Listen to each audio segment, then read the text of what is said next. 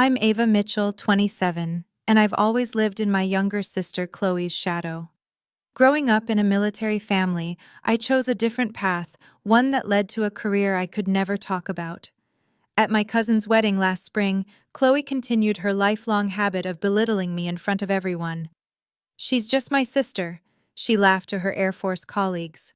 Then something extraordinary happened. Her commander froze, turned pale, and saluted me. Everything changed in that moment. Before I tell you how I went from being the family disappointment to watching my sister's commander snap to attention, make sure to like and subscribe if you've ever had a moment where someone finally saw your true worth. Drop a comment letting me know where you're watching from. Now let me take you back to where it all began. I grew up in a suburb of San Antonio, Texas, in a household where military precision was not just expected, but demanded. Our modest ranch-style house might have looked like any other on the street, but inside it operated with the discipline of a small barracks. My father, Robert Mitchell, retired as an Army general after 30 years of service. He brought the military home with him in every sense. From morning inspections of our bedrooms to the precise scheduling of family activities, Dad stood tall shoulders, always square with salt and pepper hair, kept in the same precise crew cut he'd worn since West Point. His voice carried the authority of someone used to commanding troops, and his rare smiles were rewards we competed for like medals. "The Mitchell legacy is service," he would remind us at dinner. "Honor, duty, country. Those aren't just words. They're our family values." My mother, Sarah, had been a military nurse when she met my father. Though she'd hung up her uniform to raise us, she maintained the efficiency and composure of her nursing days. She was gentler than Dad, but deferred to his authority in most family matters. Mom's quiet support was consistent, though I often wished she'd advocate more strongly when Dad's expectations became overwhelming. And then there was Chloe, my younger sister by 2 years. From the moment she could walk, she seemed designed to fulfill our father's military dreams. While I buried myself in books, Chloe was scaling trees and organizing neighborhood kids into mock battalions. By age 6, she could recite military ranks in order. By 10, she was winning youth physical fitness competitions. Dad's eyes would light up watching her, a look I rarely saw directed my way. "Chloe is a natural leader," he'd beam to his military buddies who visited. "Mitchell blood through and through." I was different. Where Chloe was athletic and commanding, I was thoughtful and analytical. My battlefield was the classroom, and my weapons were words and ideas. I excelled academically, learning to find validation in perfect test scores and teacher commendations, since they rarely came from home. The pattern was established early. When I won the regional spelling bee in 7th grade, the family celebration was brief before the conversation turned to Chloe's upcoming JROTC drill competition. When I was selected for the National Honor Society, Dad nodded approvingly before asking Chloe about her physical training progress. One memory stands out with particular clarity. I was 16, studying at the kitchen table for AP exams, while Chloe practiced field stripping and reassembling a training rifle in the living room. Dad sat beside her with a stopwatch, calling out times and suggestions. "Ava," he called over his shoulder, "come watch your sister. Now that's a skill that builds character." I joined them reluctantly, watching Chloe's confident hands navigate the metal components. "Try that with your textbooks," Chloe teased, finishing with an impressive time. Dad laughed. "Different strengths, I suppose." The words seemed conciliatory, but his tone made it clear which strengths he valued more. The only person who seemed to truly see me was my grandfather, Jack, Dad's father.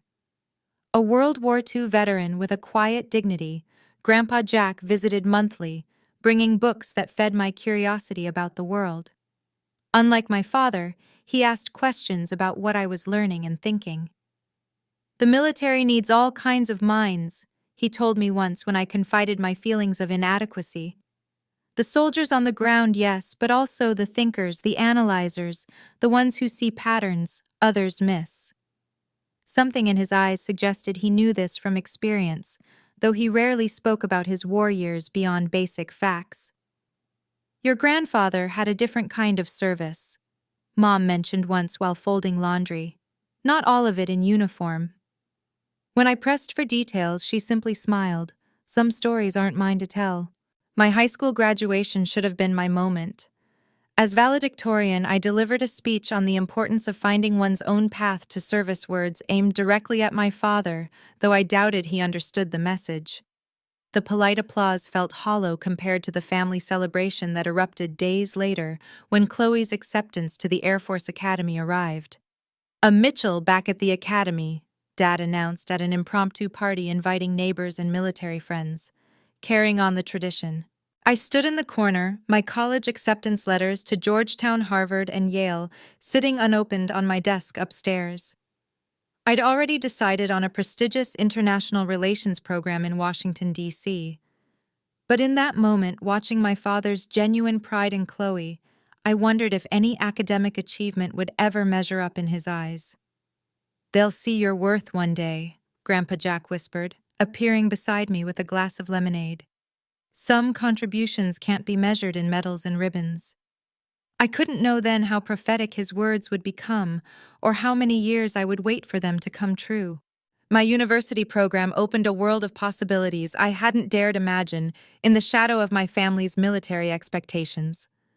Washington, D.C. challenged me intellectually and exposed me to the complex reality of global politics beyond textbooks and theory. I threw myself into my studies with the same discipline I'd learned at home, but redirected it toward international relations, political theory, and languages. Russian came naturally to me, followed by Mandarin and Arabic. While other students complained about the rigorous language requirements, I found comfort in the structured patterns of new communication systems. "You have an ear for nuance," my Russian professor noted after class one day, "and a memory for details most students miss." My letters home described classes and DC landmarks, but couldn't capture my growing sense of purpose. During family phone calls, I'd barely finished describing a challenging diplomatic simulation before Dad would interrupt. "That's nice, Ava. Did you hear Chloe completed wilderness survival training, top of her class?" Meanwhile, Chloe's academy experience dominated family conversations. Each accomplishment was celebrated, each challenge analyzed in detail. While I struggled privately with the intensity of my program, Chloe's struggles were family affairs, with Dad offering strategic advice from his own military days. During my junior year, I was selected for an intensive summer language immersion program. What my family didn't know was that the program was partially sponsored by government agencies scouting talent. My analytical abilities and language skills had caught attention beyond academia. The recruitment was subtle at first, a professor suggesting special research projects, guest lectures by consultants who took a particular interest in my questions, casual conversations about career goals with visiting alumni whose business cards bore vague government affiliations. By senior year, the conversations became more direct. A woman named Ms. Thompson, with a nondescript pantsuit and perfect posture, approached me after an international security seminar. "Your analysis of information flow patterns in crisis situations was impressive," she said, handing me a business card with only a name and number. "We should discuss your career plans."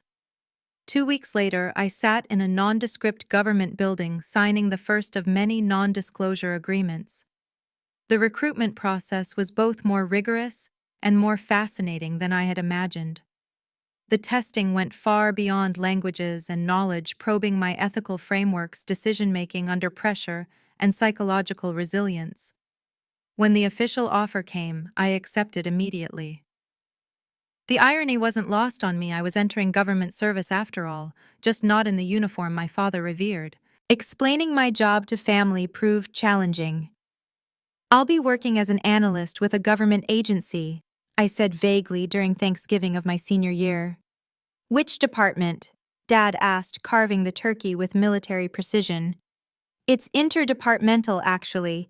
International relations focus." The deliberate vagueness was already becoming habitual. "So pushing papers for the State Department," Chloe concluded, reaching for the mashed potatoes. She was home on break, her academy uniform replaced with civilian clothes that still somehow looked crisp and official. "Something like that," I replied, catching the familiar disappointment in Dad's eyes. Well, not everyone's cut out for real service, he said, his tone softening the harsh words only slightly. Supporting roles are necessary too. I bit my tongue as Chloe launched into a story about tactical training exercises complete with technical jargon that Dad eagerly dissected. Mom squeezed my hand under the table in silent support. The distance between my actual work and what I could share grew rapidly after graduation. While Chloe posted photos in uniform on social media and called home with sanitized mission stories, I disappeared into training that I couldn't discuss physical conditioning that left me exhausted. Language immersion that went far beyond academic fluency and psychological preparation for scenarios I once thought existed only in films. My cover story, a mid-level analyst position reviewing cultural and economic reports, was deliberately forgettable. I learned to answer questions about my work with accurate but mind-numbingly boring procedural details that discouraged further inquiry. Grandpa Jack's health began declining during my second year of service. During my last visit to his assisted living facility, he seemed more lucid than he had in months, his eyes sharp as they fixed on me. "You found your way to serve," he said, his voice stronger than it had been in weeks. "Just an office job, Grandpa," I replied automatically. He smiled, a knowing look that made me wonder. I recognized the signs, Ava, the careful answers, the physical changes. He gestured to my posture, the unconscious situational awareness I'd developed. "Your grandmother saw the same in me years ago." I started to deflect, but he raised a hand. "No details needed, but know that I understand." He reached for my hand, his grip surprisingly strong. "Different battlefield, same commitment. I'm proud of you." He died 3 weeks later. At the funeral, I stood beside Chloe, now a commissioned officer in full dress uniform. Dad stood stiffly in his old service uniform, accepting condolences from military friends. I wore a simple black dress, feeling both invisible and exposed. The pastor spoke of Grandpa's military service, his community contributions, his family devotion. What went unmentioned were the gaps in his service record, the years minimally documented that I now recognized as significant in ways I couldn't discuss. As we left the cemetery, an elderly man I didn't recognize shook my hand firmly. "Jack always said you were the one who'd understand," he said cryptically, before disappearing into the crowd of mourners. That evening, Chloe found me on the porch of our childhood home. "You okay? You've been quiet." Her concern seemed genuine. "Just thinking about Grandpa. He was proud of you, you know," she said, surprising me. "He told me once that you were carrying on a family tradition I didn't know about." I looked at her sharply, but her expression showed only confusion at the memory. "Probably meant your academic achievements," she added after a moment, "since you didn't follow the military tradition." I nodded, letting her believe that interpretation, wondering what Grandpa Jack had really meant and how much he had actually known about my new life. The training facility looked nothing like I had imagined, located on a sprawling wooded campus that could have been mistaken for a corporate retreat center. It was where my real education began. The physical training was grueling, more demanding than anything Chloe had boasted about from her military preparation. Beyond fitness were the specialized skills, surveillance detection, secure communication protocols, behavioral analysis, and tradecraft basics that would keep me alive in the field. Language training went far beyond academic proficiency. I was drilled in regional dialect slang and cultural nuances that no university course had covered. My Russian transformed from textbook perfect to conversationally authentic, complete with regional markers that could place me from Moscow to Vladivostok, depending on the need. Similar depth followed with my Mandarin and Arabic. "Language isn't just about words," my instructor Dr. Evans explained. "It's about becoming someone else entirely, someone who thinks in that language, who has memories and habits that align with the cover." The psychological preparation was perhaps the most challenging aspect, learning to compartmentalize to maintain cover under stress, to read people and situations with clinical detachment while appearing fully engaged. "Your family background actually helps you here," my training supervisor remarked during an evaluation. You've been living a kind of dual existence, already meeting expectations while protecting your true thoughts. We're just refining that skill. I wasn't sure if I should feel insulted or validated by the observation. My first field assignment came after 18 months of preparation.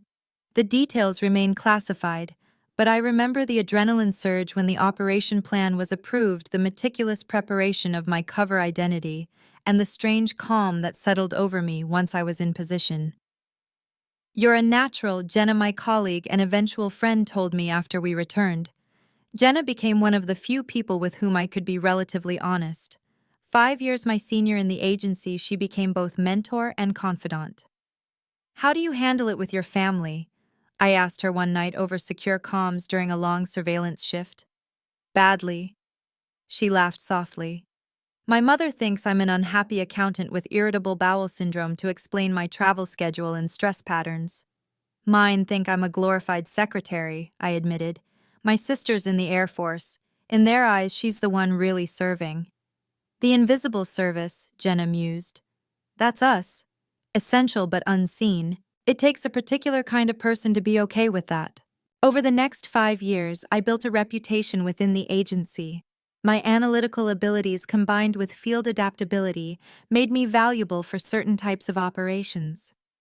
I advanced faster than most of my training cohort, taking on increasingly complex assignments that required both mental acuity and physical courage. There were close calls, of course, an extraction in Eastern Europe that nearly went sideways when a contact showed up with unexpected company. A data collection operation in Asia, where I maintained cover through 3 days of intensive questioning after a security breach in the facility where I was placed. The hardest mission came in my 4th year of service. The operational details remain classified, but what matters is that things went catastrophically wrong due to intelligence failures outside our control. Jenna and I found ourselves improvising an extraction for 3 local assets whose covers had been compromised. For 72 hours, we navigated a hostile urban environment with minimal support, staying ahead of local security forces while protecting civilians who had risked everything to provide information. When we finally reached the extraction point, I had been awake for nearly 3 days, had a bullet graze on my left shoulder, and had made decisions I still revisit in quiet moments of doubt. The after-action evaluation called our improvised operation exceptional and credited our actions with saving numerous lives. There was a private commendation ceremony, medals that went into secure storage rather than on display, and a promotion that came with greater operational authority. And then I went home to my sparse apartment, applied cover makeup to the healing wound on my shoulder, and called my parents for our monthly check-in. "Sorry I missed your call last week," I explained. "Had a work conference in Chicago." "One of these days you should find a job that actually values you," Dad replied. "Chloe's squadron is being deployed next month. Special recognition from command for their readiness scores." The disconnect between my two lives grew increasingly surreal. In one world, I was trusted with operations that had direct national security implications. In the other, I was the disappointing daughter who couldn't find a real career or understand the value of visible service. The deception took its toll.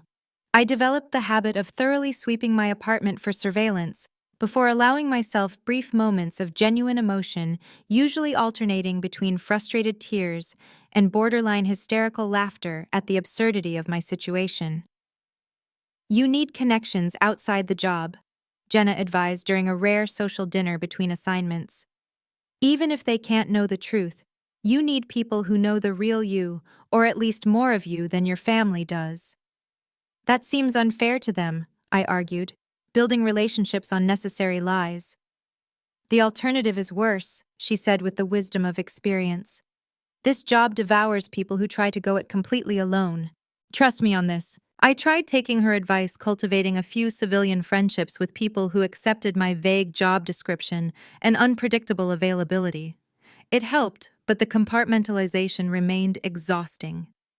Then came the invitation that would change everything: my cousin Ben's wedding. The formal card arrived between deployments, requesting my presence at a ceremony to be held at the Officers Club on a Virginia military base, courtesy of his fiancée's family connections. Chloe will be there, Mom mentioned during our next call, with her commanding officer and some colleagues. It would mean a lot if you could come too. I nearly declined. The thought of spending a weekend being reminded of my inadequate service in comparison to Chloe's visible accomplishments held little appeal, but something in my mother's voice, a gentle plea, made me reconsider. I'll be there, I promised, already dreading the performance ahead. What I couldn't know was that this family obligation would finally bridge my divided worlds in ways I couldn't have imagined. The wedding invitation sat on my kitchen counter for weeks, a cream-colored rectangle that filled me with disproportionate anxiety. Cousin Ben and I had been close as children before drifting apart in adulthood, him toward a corporate career, me toward my classified path. His decision to marry Lauren, a military brat herself, seemed to underscore the family's values. The ceremony location at Fort Belvoir Officers Club was just another reminder of the world where I was perpetually an outsider. You could always claim a work emergency, Jenna suggested during our weekly secure check-in. We both know they happen enough in this line of work. And reinforced that I prioritize my boring desk job over family. I sighed.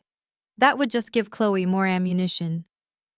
Then go and own it, Jenna replied, her voice shifting to the tone she used when planning operations. Treat it like field work. Prepare your cover story, anticipate likely questions, control the narrative. It's my family, not a hostile intelligence service, I protested weakly. Debatable from what you've told me. Jenna laughed.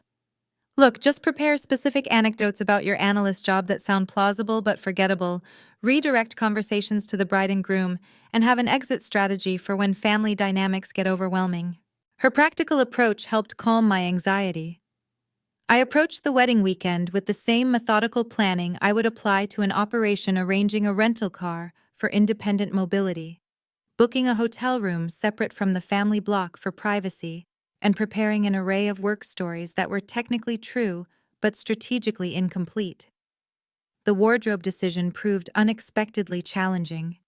My field readiness meant I was more physically fit than most office workers, a fact I usually disguised under loose-fitting professional attire. For the wedding, I selected a navy blue dress with a modest neckline and strategic draping that downplayed my muscle tone, pairing it with low heels that wouldn't hinder movement if necessary. A habit I couldn't break even for a family function. I arrived in Virginia on Friday afternoon, checking into my hotel with the automatic situational awareness that had become second nature. The room inspection was subtle but thorough, another ingrained habit that I performed while appearing to unpack. The rehearsal dinner that evening would be my first family encounter in over a year. I arrived deliberately 7 minutes late, allowing me to observe the dynamics before engaging. The restaurant's private room buzzed with conversation. Family members clustered in familiar patterns. My parents stood near the center, Dad looking distinguished in a blazer that emphasized his military bearing, Mom elegant and watchful beside him. I spotted Ben with his fiancée Lauren, both glowing with pre-wedding excitement. Various aunts, uncles, and cousins filled the space, some familiar, others grown or changed since I'd seen them last. No sign of Chloe yet. A small mercy that allowed me to establish my presence on my own terms. Ava!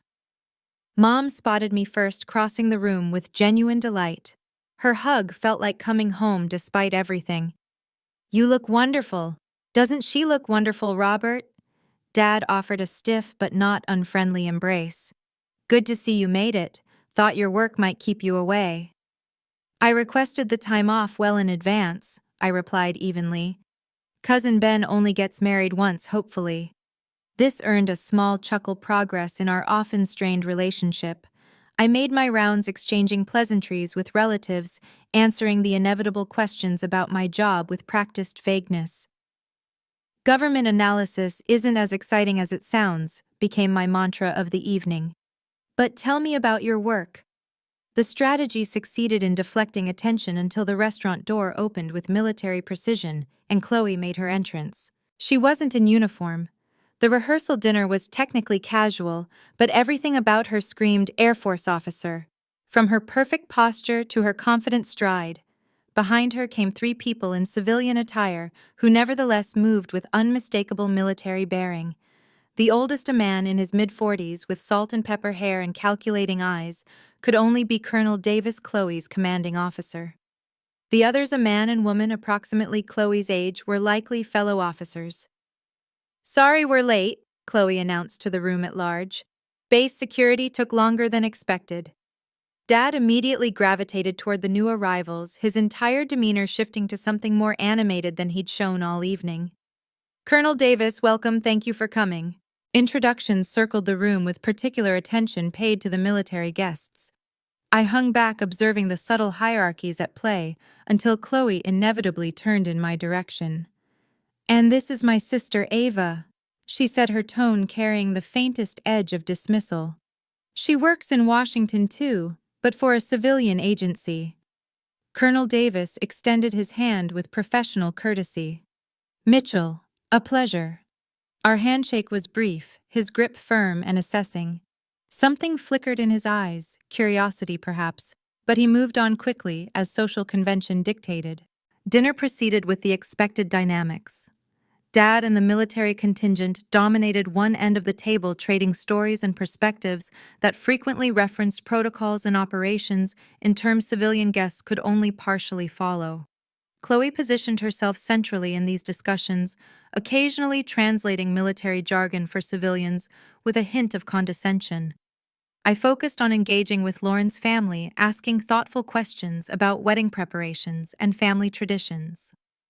This strategy kept me engaged but peripheral to the military discussions, exactly as I preferred. The relative peace lasted until dessert, when Chloe approached my end of the table, wineglass in hand and color high in her cheeks from several earlier refills. "So, sis," she said loud enough to draw attention, "still pushing papers at your mysterious government desk. Still analyzing international economic trends," I confirmed with a practiced smile. "Not mysterious, just detailed." "Must be nice having regular hours and weekends off," she continued. "Some of us are on call for the country 24/7. I noticed Colonel Davis watching our interaction with unexpected intensity. His expression remained neutral, but his attention seemed unusually focused for casual family banter. "Different forms of service," I offered diplomatically. Chloe laughed. "Is that what we're calling it now?" "Service," Dad joined us, placing a proud hand on Chloe's shoulder. "Your sister's squadron is being deployed next month. Classified location, of course." "Of course." I nodded, recognizing the familiar family pattern reasserting itself. "Congratulations on the deployment, Chloe." The conversation mercifully shifted to wedding logistics, but the tone had been set for the weekend. I excused myself shortly after, citing jet lag, and retreated to my hotel room to decompress and prepare for the main event tomorrow. As I performed my evening security routine, I reflected on the curious attention from Colonel Davis. His name was vaguely familiar beyond Chloe's mentions, but I couldn't immediately place why. I made a mental note to remain observant around him, then forced myself to focus on the wedding ahead and the inevitable family dynamics I would need to navigate. Little did I know that Colonel Davis would soon connect dots that would fundamentally alter those dynamics forever. The wedding venue gleamed under the Virginia spring sunshine. The officers' club was transformed with white roses, silver ribbons, and military precision. Dress uniforms mingled with formal civilian attire as guests arrived for the 300 p.m. ceremony. I chose a seat toward the middle on the bride's side, close enough to appear properly engaged, but not so close as to be featured in primary photographs. The ceremony itself was lovely in its traditional simplicity. Ben beamed with genuine joy, and Lauren made a radiant bride.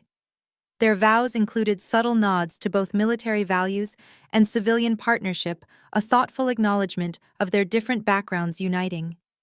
For a moment, watching them, I felt a pang of longing for a life less compartmentalized than my own. The reception began at 500 p.m. cocktail hour, flowing seamlessly into dinner in the grand ballroom. Crystal chandeliers cast warm light over round tables draped in white linen, each centered with arrangements of blue and silver flowers. Military formality infused the event, from the saber arch that welcomed the newlyweds to the precisely timed service of each course. I navigated the early reception carefully, making appropriate small talk with relatives, complimenting Lauren's family on the beautiful arrangements, and dutifully admiring Ben's college roommate's new baby photos. My strategy of blending in while avoiding prolonged conversation about my work seemed effective until Chloe's increasing volume began drawing attention from across the room. She looked striking in her formal Air Force blues, the uniform highlighting her athletic frame and confident posture. A small crowd of military guests and admiring family members surrounded her as she recounted what appeared to be an amusing training anecdote, her gestures becoming more animated with each glass of champagne.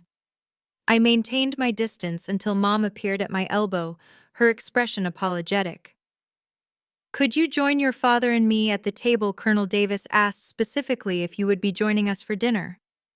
This unexpected detail raised my internal alert level. Did he say why? No, just that he had heard so much about both Mitchell daughters. Mom's smile turned wistful. It would mean a lot to your father. Duty, in this case familial, rather than professional, compelled me to agree. Our table near the front included my parents, Chloe, and her 3 military colleagues, plus an aunt and uncle with military connections. I found myself seated directly across from Colonel Davis, with Chloe to his right. "Ms. Mitchell," Davis acknowledged as I took my seat. "Your father tells me you work in government analysis." "Yes, economic trend assessment for international development programs," I replied with my standard cover. "Not nearly as interesting as what you all do." "Don't sell yourself short," he responded, his gaze more evaluating than the casual comment warranted. "Analysis is the foundation of good decision-making."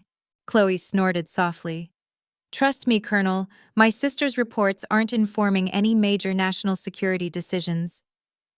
"Intelligence comes in many forms, Lieutenant Mitchell," Davis replied mildly, but with a subtle emphasis that made me look at him more carefully. Dinner conversation proceeded with a predictable focus on military matters, interspersed with wedding commentary and family updates. I contributed appropriately while observing the interactions, particularly noting how Colonel Davis occasionally steered questions in my direction, despite Chloe's attempts to showcase her military knowledge. The shift in dynamics became apparent after the main course when Chloe's consumption of wine passed from celebratory to excessive. Her volume increased, her filter decreased, and her focus on highlighting the contrast between our career choices intensified. "You should see Ava's apartment in D.C., she announced to the table at large. "All those fancy language books gathering dust, while she types reports nobody reads." "I wouldn't say nobody reads them," I countered evenly. "Right, sorry," Chloe laughed. "I'm sure someone files them somewhere important." Dad frowned slightly at her tone but didn't intervene. Mom looked increasingly uncomfortable while Colonel Davis maintained an expression of polite interest that didn't quite match his attentive posture. As dinner gave way to dancing and mingling, Chloe's behavior progressed from mildly dismissive to actively undermining. She interrupted a conversation I was having with Lauren's young cousin about college programs in international studies. "Don't ask my sister for career advice unless you want to file papers all day," she announced, slinging an arm around my shoulders. "Ava's the family genius who decided all those languages would be best used making spreadsheets. I analyze economic data across cultural contexts," I corrected, keeping my tone light despite my simmering frustration. "It's actually quite engaging work." "So engaging, you can't even explain what you actually do," Chloe countered, her words slightly slurred. "At least when I say, 'that's classified,' people know it's something important." Colonel Davis, who had been conversing nearby, turned subtly toward our conversation, his expression unreadable. Chloe continued her campaign throughout the evening, each interaction more pointed than the last. When an uncle asked about my recent work travels, "Oh, Ava doesn't get to go anywhere interesting, just conference rooms with better water coolers." When a cousin commented on my fitness, "Office gyms must be getting better. Not quite military training, but I guess they have to give government workers some perks." When I mentioned having to miss a previous family gathering due to work, because analyzing trade statistics is such a national emergency, I maintained my composure through years of practiced control, but I could see Colonel Davis watching these interactions with increasing intensity. Several times he seemed on the verge of commenting only to reconsider and observe further. The breaking point came during the traditional toasts. After the maid of honor and best man had spoken, Chloe clinked her glass and stood swaying slightly. "I'd like to say something about family," she announced. "Ben and Lauren, you're starting an amazing journey together, bringing together different worlds, like the military discipline we Mitchell kids grew up with, and well, whatever normal families do." Uncomfortable laughter rippled through the crowd. "My sister and I represent different paths, too," she continued, gesturing toward me with her glass sloshing champagne dangerously close to the rim. "I followed the family tradition of actual service while Ava here chose," she paused dramatically, "alternative government employment." The emphasis made several guests shift uncomfortably. Colonel Davis's posture straightened perceptibly. "She's just my sister who thinks typing reports is serving her country," Chloe concluded with a laugh that didn't quite mask the mockery. "But hey, we can't all be on the front lines, right? Someone has to do the paperwork." The room fell awkwardly silent. I maintained a neutral expression through sheer professional training, but internally I was calculating the fastest exit strategy that wouldn't create a scene. "To the happy couple," Chloe finished belatedly, seemingly oblivious to the tension she'd created. As conversation haltingly resumed, I excused myself and headed for the terrace, needing air and space to regain my professional equilibrium. The cool evening breeze helped clear my head as I leaned against the stone balustrade, focusing on controlled breathing techniques from training. I sensed rather than heard someone join me on the terrace. Years of field awareness had me turning smoothly before they spoke. "Ms. Mitchell," Colonel Davis said quietly, standing at a respectful distance. "I wanted to apologize for Lieutenant Mitchell's behavior. The champagne is no excuse for unprofessional conduct." "Family dynamics are complicated," I replied neutrally. "No apology necessary from you, Colonel." He moved closer, his posture deliberately casual, yet I could read the careful assessment in his gaze. "Your sister speaks very highly of your intelligence and language abilities," he said, which we both knew was untrue. "Russian Mandarin and Arabic correct." My internal alarms intensified. This was not casual conversation. "College majors," I confirmed vaguely. "Not much practical application in economic analysis, unfortunately."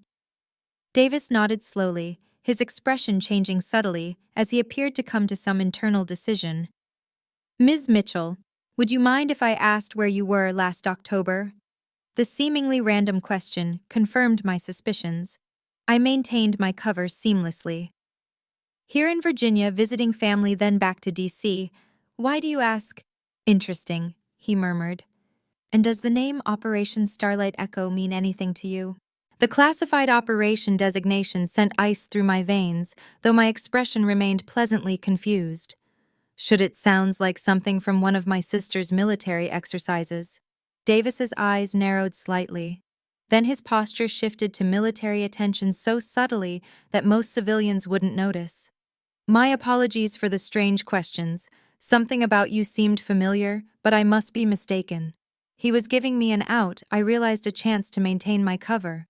Protocol dictated I should take it without hesitation. Instead, I made a split-second decision. "Colonel, where were you stationed before your current position?" "Joint Special Operations Command attached to Intelligence Integration," he replied, watching me carefully. "Were you at the Darmstadt briefing last year?" I asked quietly. Recognition flashed in his eyes, quickly controlled but unmistakable. "I was indeed, Ms. Mitchell. Or should I say..." I cut him off with a slight headshake. "We should rejoin the reception. People will wonder where we've gone." Davis nodded, understanding the boundaries. "Of course. After you." As we walked back toward the ballroom, he spoke quietly. "Your sister doesn't know, does she?" "No one in my family does," I confirmed. "And I'd prefer to keep it that way." "Understood." Davis paused at the door. "For what it's worth, I was at the after-action review for Starlight Echo. Exceptional work." Before I could respond, we were back in the reception, where Chloe was still holding court with increasingly slurred anecdotes about military superiority. She spotted us returning together and raised an eyebrow. Making friends with my commanding officer Ava, trying to get the inside scoop on what real service looks like. Colonel Davis's expression hardened almost imperceptibly. I recognized the look of a decision being made of operational parameters shifting in real time. Lieutenant Mitchell, he said with formal precision. A word, please. The reception room fell into an awkward lull after Chloe's toast. Conversations resumed in uncomfortable clusters with several guests casting sympathetic glances my way. I maintained my composed facade through years of practiced field discipline, but inside I was calculating the least conspicuous time to make my exit. Colonel Davis guided Chloe to a relatively quiet corner. Their conversation was too distant to overhear, but clearly serious from their body language. Chloe's expression shifted from confusion to something resembling chastened sobriety as Davis spoke with quiet intensity. I strategically positioned myself near a group of distant cousins discussing wedding logistics, contributing just enough to appear engaged while monitoring the room's dynamics. Dad watched Chloe's conversation with Davis, his posture betraying concern about whatever correction his golden child might be receiving. When Davis and Chloe concluded their conversation, I expected a temporary improvement in her behavior. Perhaps a grudging, insincere apology at Davis's insistence. What I didn't anticipate was Davis's deliberate approach toward me with Chloe following behind, looking uncharacteristically uncertain. Ms. Mitchell, Davis addressed me with formal precision. Would you join us for a moment? Curious eyes turned our way as I nodded and followed them to a slightly more private area near the windows. Whatever reprimand Davis had delivered seemed to have significantly impacted Chloe, whose earlier bravado had vanished. Lieutenant Mitchell has something she would like to say, Davis prompted. Chloe cleared her throat, looking genuinely uncomfortable. I apologize for my unprofessional comments, Ava. They were inappropriate and disrespectful. The scripted quality of her apology suggested Davis's direct intervention rather than genuine remorse, but I accepted with a simple nod. Thank you, Chloe. What happened next altered the family dynamics forever. Davis straightened to full military posture, his gaze focused with an intensity that would have alerted any trained operative. Ms. Mitchell, forgive the unusual circumstances, but I've just realized who you are. Chloe looked confused. Colonel, it's just my sister. Lieutenant, stand at attention, Davis commanded, his tone leaving no room for argument. Chloe complied automatically, her military training overriding her confusion. Davis turned back to me and to my absolute shock came to full attention and rendered a crisp, formal salute. It's an honor to meet you properly, ma'am, he said, holding the salute. The reception room fell silent as nearby guests noticed the extraordinary scene of full colonel saluting a seemingly ordinary civilian woman. My years of training nearly failed me as I fought to maintain my cover in the face of this unexpected breach of protocol. Colonel Davis, I said quietly, this isn't necessary or appropriate. With respect, ma'am, it absolutely is, he replied without lowering his salute. Protocol and training took over. I returned a subtle nod, the civilian acknowledgement of a military salute, allowing him to lower his hand. By now, the entire reception was watching in stunned silence. Chloe stood frozen at attention, her expression cycling through confusion, disbelief, and dawning comprehension. Lieutenant Mitchell, Davis addressed her formally. I apologize for not making this clear earlier. Your sister's position and contributions are significantly beyond what you've been led to believe. While specifics remain classified, you should understand that she operates at a level that commands my professional respect. Dad approached slowly, his expression unreadable. Colonel Davis, what exactly is happening here? Davis turned to face him, maintaining formal military bearing. General Mitchell, sir, I'm afraid I can't provide details due to classification levels.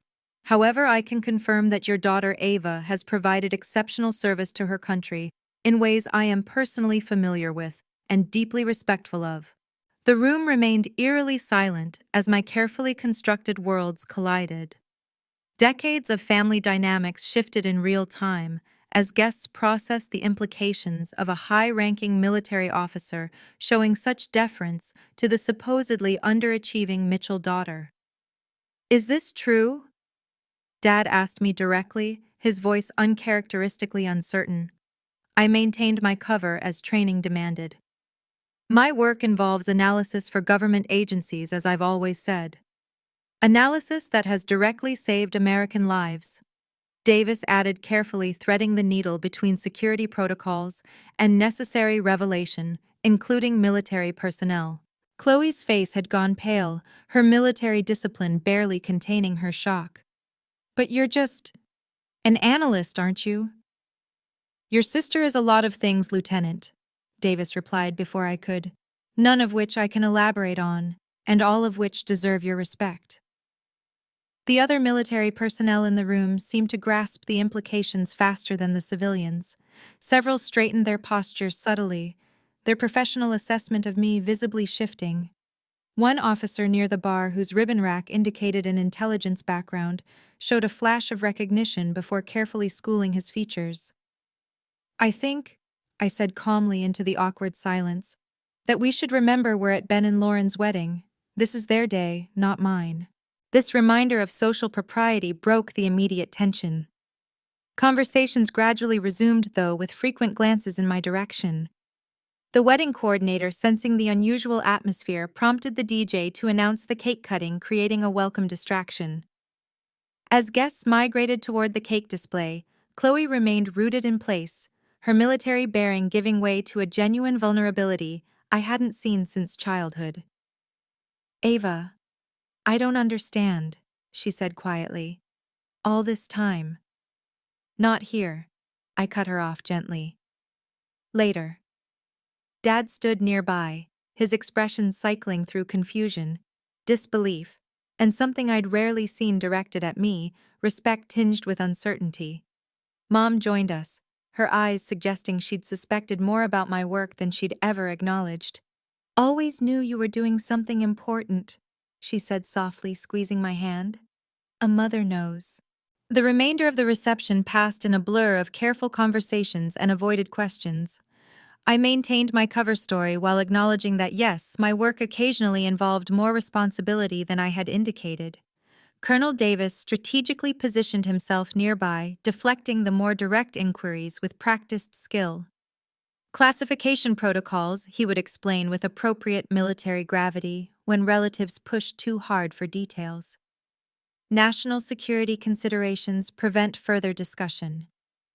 By the time the newlyweds departed in a shower of rose petals, a new family narrative had emerged, one where Ava Mitchell's mysterious government job carried implications that commanded respect from military leadership.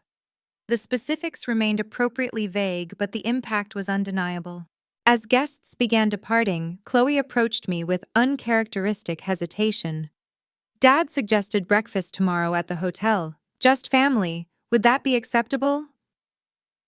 The formal phrasing revealed her profound disorientation. The sister who had confidently dismissed me hours earlier now addressed me with the uncertainty usually reserved for superior officers. 9:00 a.m. would work," I replied evenly. As I gathered my belongings to leave, Colonel Davis approached one final time, maintaining a professional distance. "Ms. Mitchell, I apologize if my actions caused you any professional complications." "The damage is contained," I assured him, keeping my voice low. "Though I'd appreciate no further elaboration on what you may or may not know about my work." "Understood completely." He hesitated, then added, "For what it's worth, the Singapore operation was textbook. They still teach it as a case study." I allowed myself the smallest smile. "Good to know, Colonel. Have a pleasant evening." As I drove back to my hotel, I considered the seismic shift in my family relationships. Years of careful compartmentalization had crumbled in an instant. The path ahead would require a delicate balance between maintaining necessary secrecy and navigating my family's newfound awareness. For better or worse, they had finally glimpsed the truth I'd kept hidden for years, that Ava Mitchell had found her own way to serve invisible but essential in the shadows where some of the most important work happens. The hotel restaurant was nearly empty at 9:00 the next morning. I arrived first, selecting a corner table with good sight lines to all entrances, a professional habit I no longer needed to disguise from my family. I ordered coffee and waited mentally, preparing for the conversation ahead. Mom and Dad arrived together at 9:03, both looking like they'd had little sleep. Dad wore the stiff expression I recognized from childhood family meetings about serious matters. Mom's eyes held a mixture of curiosity and concern. "Good morning." I greeted them with deliberate normalcy. They took seats across from me, the silence stretching uncomfortably, until Chloe arrived at 9:07, still adjusting her civilian clothes with military precision. She'd clearly made an effort with her appearance, perhaps to compensate for her behavior the previous evening. "Sorry I'm late," she said, though she wasn't. The apology itself was unusual coming from her. The server took our breakfast orders and departed, leaving us in a silence heavy with unasked questions. "I suppose we should discuss what happened last night," Dad finally said, his tone carefully neutral. To be clear, I began setting parameters as I would in any sensitive operation. There are aspects of my work I legally cannot discuss even with family.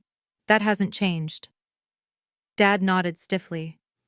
Colonel Davis made that abundantly clear, but it seems there's been some miscommunication about the nature of your government service. The diplomatic phrasing almost made me smile. Decades of dismissing my career as insignificant paper pushing reduced to miscommunication. "My official job description is accurate," I replied. "I analyze data for government agencies. The specific nature and importance of that analysis fall under classification protocols." "But a full colonel saluted you," Chloe interjected, her voice betraying lingering disbelief. "That doesn't happen for regular analysts." "No," I acknowledged, "it doesn't." Mom reached across the table to take my hand. "Honey, we never meant to dismiss your work. We just didn't understand." "You never asked," I pointed out gently. "You assumed." Dad's expression tightened with the uncomfortable recognition of truth. "Your grandfather," he said after a moment. "He knew, didn't he?" The question surprised me. "What makes you say that?" "Things he said over the years. His confidence in your career choice when the rest of us questioned it." Dad's gaze sharpened. "Jack wasn't just Army, was he?" I considered my response carefully. "Grandpa served his country in multiple capacities, some more documented than others." Understanding dawned in Dad's eyes. "And you followed that path rather than the uniform." "I found my way to serve," I said, simply echoing Grandpa Jack's words. The server returned with our food, providing a welcome interruption. When he departed, Chloe leaned forward, her expression troubled. "All those times I mocked your job," she said, her voice uncharacteristically subdued. "The things I said last night." "You didn't know," I offered. "I didn't try to know," she corrected herself. "I assumed that because you weren't in uniform, you weren't really serving. That was arrogant and unfair." The admission clearly cost her pride, and I recognized the courage it took. "Thank you for saying that. Can you tell us anything about what you actually do?" she asked. I smiled slightly. "I analyze data for government agencies with international security interests. My language skills are useful in this capacity." "That's really all you can say," Chloe pressed. "That's really all I can say," I confirmed. Dad studied me with new eyes. "The physical changes Colonel Davis mentioned. You're not just sitting at a desk, are you?" "Physical fitness is important in many government roles," I replied diplomatically. A hint of paternal concern crossed his face. "Are you in danger, Ava?" The question touched me unexpectedly. "All service carries risk, Dad. Different kinds for different roles." He nodded slowly, military understanding, bridging the gap where civilian explanation couldn't. "And you're good at what you do," he said. "Davis made that clear." "I do my best," I said simply. "I'm sorry," he said suddenly, the words seeming to surprise even him, "for not seeing, for assuming." "You saw what I was required to show," I assured him. "That was the point." Mom squeezed my hand again. "I always knew you were doing something important. A mother senses these things." The conversation gradually shifted to safer topics: Cousin Ben's honeymoon plans, Mom's garden club, Dad's veterans organization activities. But something fundamental had changed. The familiar family hierarchy had been permanently disrupted, creating space for a new equilibrium. As we finished breakfast, Chloe caught me alone while our parents settled the bill. "I don't suppose you could tell me what Operation Davis was referring to?" she asked hopefully. "Not a chance," I smiled. "Worth a try." She hesitated. "I've spent years feeling sorry for you, thinking you'd settled for less. I was wrong, and I'm sorry." "Different paths, same commitment," I offered, extending an olive branch. "Like Grandpa used to say." Chloe nodded, then added with a hint of her old competitiveness, "Though I still bet I could outrun you."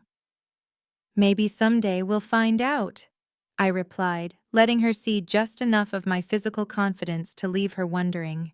6 months later, the family gathered for Thanksgiving at my parents' home. The dynamics had evolved into something healthier, if still occasionally awkward. Dad had stopped introducing me as "my daughter who works for the government" with that tone of disappointment. Instead, he simply said I worked in international security analysis, with a hint of pride he tried to conceal. Chloe and I had established a new relationship based on mutual respect for our different forms of service. She'd stopped trying to extract classified information after the third attempt, accepting that some boundaries would remain. 1 week after Thanksgiving, I stood in a secure government facility receiving a Distinguished Service Medal for an operation that would never be publicly acknowledged. The private ceremony included only those with appropriate clearance levels, and surprisingly, my family. Jenna had helped arrange the special one-time clearances, arguing successfully that family support enhanced operational resilience. They sat in the back row, unable to hear the classified details of the commendation, but present for the recognition itself. As the medal was pinned to my jacket, I glanced toward the small audience. Mom dabbed tears with a tissue. Dad sat ramrod straight, military bearing on full display, his expression one of unmistakable pride.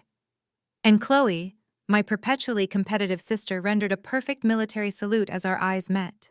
In that moment, the compartmentalized pieces of my life aligned briefly into a coherent whole. The path I'd chosen remained largely invisible, my contributions mostly unrecognized beyond select circles. But now the people who mattered most had glimpsed enough of the truth to understand. Different battlefields, different sacrifices, same commitment to service. As we left the secure facility, Dad placed a hand on my shoulder, the gesture he'd always used with Chloe to convey pride without words. No elaborate speeches or explanations were necessary. We had found our way to mutual understanding. A lesson for you. This story is a powerful reminder that your value is not determined by other people's perception of you. So often, we seek validation from the outside, from family, from colleagues, from society, when our true worth is inherent in the work we do and the person we are even when no one is watching. The most meaningful contributions are often the quietest. Never let someone else's limited understanding define your importance. Your commitment, your skills, and your quiet dedication have an impact whether you receive a public salute or a private sense of a job well done. Trust in your own path. Have you ever had a moment when someone finally saw your true worth after years of being underestimated? Share your story in the comments below.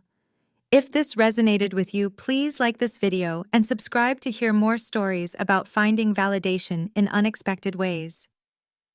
Remember, sometimes the quietest service speaks the loudest when the right moment comes. Thank you for listening.